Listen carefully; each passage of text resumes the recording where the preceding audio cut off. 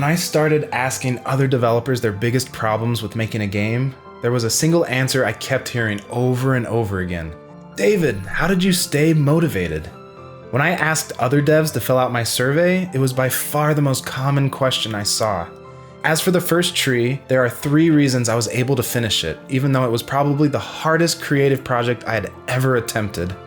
Reason number 1, I knew I could do it. How did I know? Well, I had already released my first game, Home is Where One Starts. Well, how did I finish that game? It all started with a lot of inspiration. Not only had I played a lot of small experimental indie games like Dear Esther, I had also just seen Indie Game the Movie at the Sundance Film Festival. After the showing, and if you haven't seen it, you have to, it's incredible. Jonathan Blow was in the audience taking questions. A person stood up and asked him how to get people interested in his game. Blow asked him, well, is your game done? And the guy said, no. Blow responded with, well, nothing can happen until you finish your game. So finish it no matter what. That answer told me what I needed to do was finish my game for me and not for everyone else. It also told me how important it was to finish something, even if it was small. I used the tips I talk about in the idea module and decided I would make something small, inexpensive, and simple so I could actually finish it.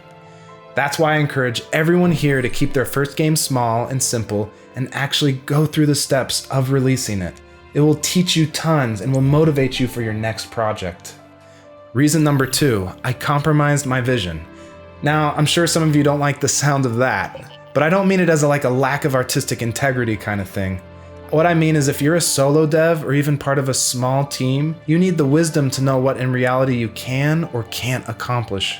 For me, there was finite time and money, and I also treated my motivation as an expendable resource too.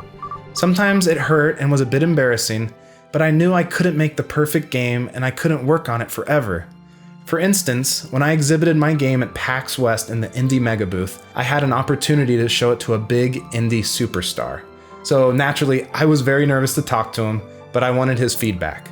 He played it, and he gave me tons of constructive criticism, stating ways the controls could handle better, and how I really needed an edge-grabbing mechanic with the rocks. After he finished playing, he actually looked at my booth sign and noticed my game was coming out in 2 weeks, said it right there. He said, now I feel like a jerk. I didn't know you were pretty much done. I laughed and told him it's okay and that I would still be improving it after launch and thanked him for his help. Even though I totally agreed with his feedback, I knew it just wasn't feasible with my skill set and my burnout. I was in danger of never releasing my game if I didn't compromise the small parts, and to me that was the biggest threat.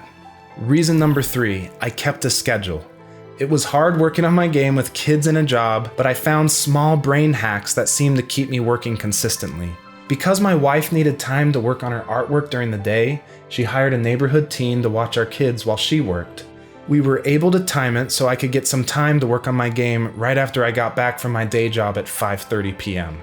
Sometimes it was only 30 minutes, maybe it was an hour, but right there I was able to fit some time in after thinking about my game all day. I would work in the evenings and weekends as well for a total of about 10 hours a week. My life motto, which got me through development, was never have a 0% day. I worked on it every day, even when I didn't want to and I hated it. Playing games and watching TV had to wait because I had a strict schedule that protected me from losing motivation and I didn't want to screw it up. As a final side note, what helped me to work on it every day was loving the idea. I was passionate about the story and I knew it could emotionally affect people and maybe even make them cry in a good way. Mostly I just really wanted people to experience that because I believed in it.